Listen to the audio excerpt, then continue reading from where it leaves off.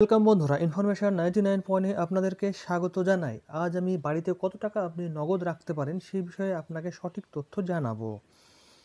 একসঙ্গে কত টাকা বাড়িতে নগদ রাখা যায় জানুন কি বলছে আয়কর আইন।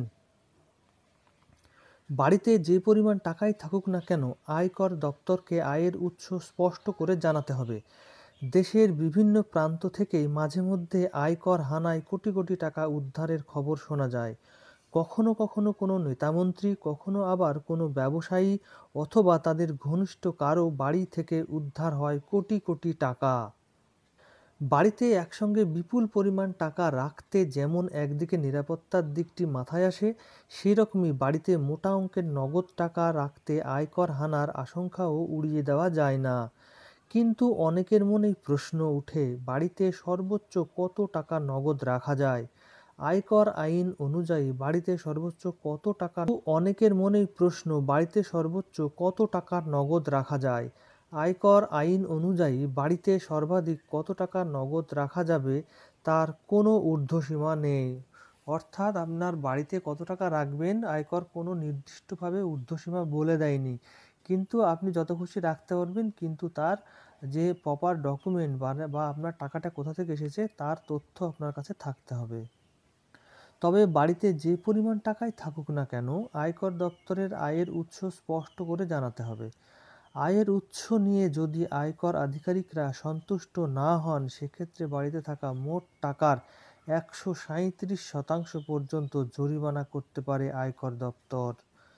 তবে বাড়িতে যে পরিমাণ টাকাই থাকুক না কেন, আয়কর দপ্তরকে আয়ের উৎস স্পষ্ট করে জানাতে হবে।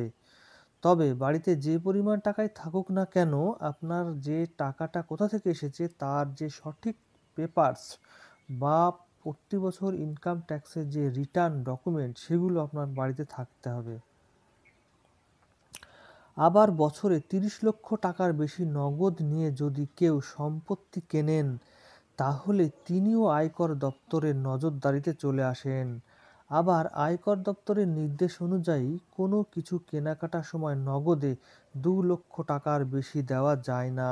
অর্থাৎ আপনি কোনো কিছু কিনবেন, কোনো ব্যবহার্য সামগ্রী, সেক্ষেত্রে নগদ আপনি 2 লক্ষ টাকার বেশি দিয়ে সেই জিনিসটি কিনতে পারবেন না। সেক্ষেত্রে আপনাকে অনলাইন পেমেন্ট বা চেকের মাধ্যমে পেমেন্ট বা ইউপিআইয়ের মাধ্যমে আপনাকে পেমেন্ট করতে হবে। নগদ ক্যাশ দিয়ে আপনি সেই জিনিসটি কিনতে বা বাড়িতে নিয়ে আসতে পারবেন না। তাই বন্ধুরা, আপনারা যারা বাড়িতে নগদ টাকা বেশি পরিমাণে রাখতে চাইছেন, তারা অবশ্যই আপনাদের টাকার উৎস সঠিকভাবে কাছে থাকতে হবে, যে টাকাটি কোথা থেকে এসেছে, এবং সেটা আপনাদেরকে ইনকাম ট্যাক্সকে জানাতে হবে। না হলে আপনার 137% পর্যন্ত জরিমানা লাগতে পারে। তো ধন্যবাদ, সুস্থ থাকবেন, ভালো থাকবেন।